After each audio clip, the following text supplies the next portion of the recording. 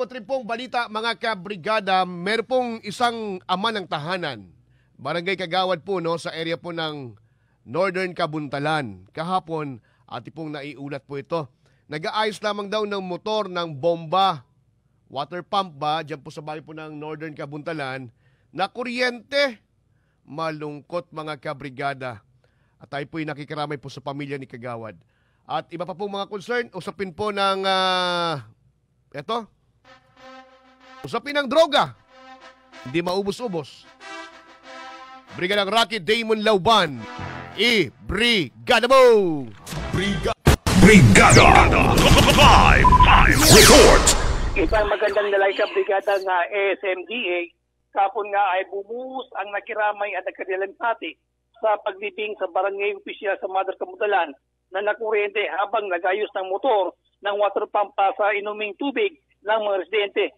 Dakong alas 5 ng umaga kapon, at sinasabi na sa maikling panahon ay nagdatingan ang mga kaanak at kaibigan ng nasawing si Barangay Kanta Kagawad, Alan Araw Gulam, upang makita ang labi nito bago pa nailibing bandang alauna na rin kahapon sa ayon sa paniniwalang Islam.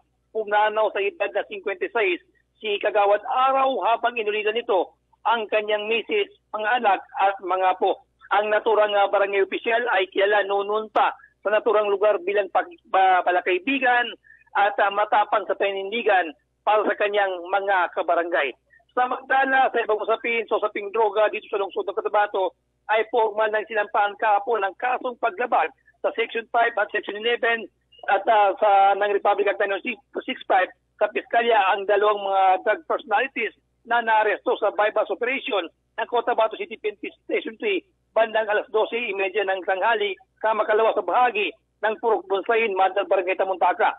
Ito ay matapos tamang positibo sa sangkap ng Cebu sa isinagawang confirmatory drug test at kinobisyon ng PNP Crime Lab ang laman ng ebidensyang nakuha sa pag-iingat ng mga suspect na sina Johari Crediti at Mike Pakir, maging ang kanilang mga urine specimen.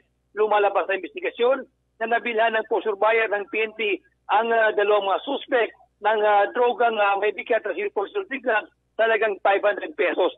Imasres pa rin ngayon sa pasilidad ng Estasyon 3 ang mga suspetsado na nakatagdang ilipat sa Cotabato City.